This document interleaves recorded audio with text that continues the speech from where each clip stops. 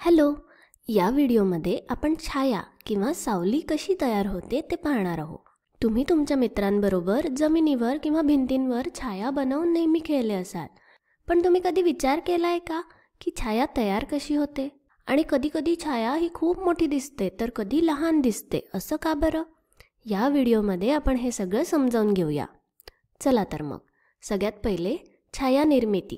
छाया कशी तयार होते?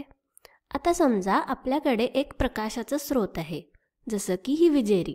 तुम्ही मेणबत्ती किंवा बल्बसुद्धा घेऊ शकता. आता जेव्हा आपण ही विजेरी सुरू करतो, त्यातून प्रकाशाच्या किरणांचा एक प्रवाह तयार होतो आणि हे किरण सरळ रेषेत प्रवास करत असतात. प्रकाश हा नेहमी सरळ रेषेत संक्रमण करतो, हे आपण एका आधीच्या व्हिडिओमध्ये पाहिलं आहे.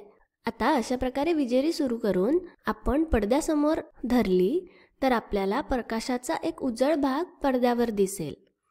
पण जर आपण प्रकाश आणि पडद्याच्या मध्ये एक अपारदर्शक वस्तू ठेवली तर काय होईल? आता अपारदर्शक म्हणजे जी पारदर्शक नाही आहे, ज्याच्या पार आपल्याला दिसत नाही. तर अशी वस्तू ही उजेडाला अडवते. या विजेरीतून येणाऱ्या प्रकाश किरणांना ही वस्तू अडवेल. पहा अशा प्रकारे. आणि मग काय होईल?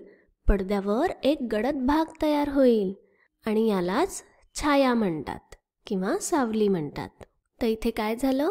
प्रकाश किरणांच्या वाटेमध्ये जेव्हा आपण अपारदर्शक वस्तू ठेवली, ती प्रकाश किरण अडवले गेले आणि पडद्यावर पडले नाही, पोचू शकले नाही. त्यामुळे पडद्यावरच्या उजळलेल्या भागामध्ये थोडा गडद भाग सुद्धा निर्माण झाला, हो की नाही?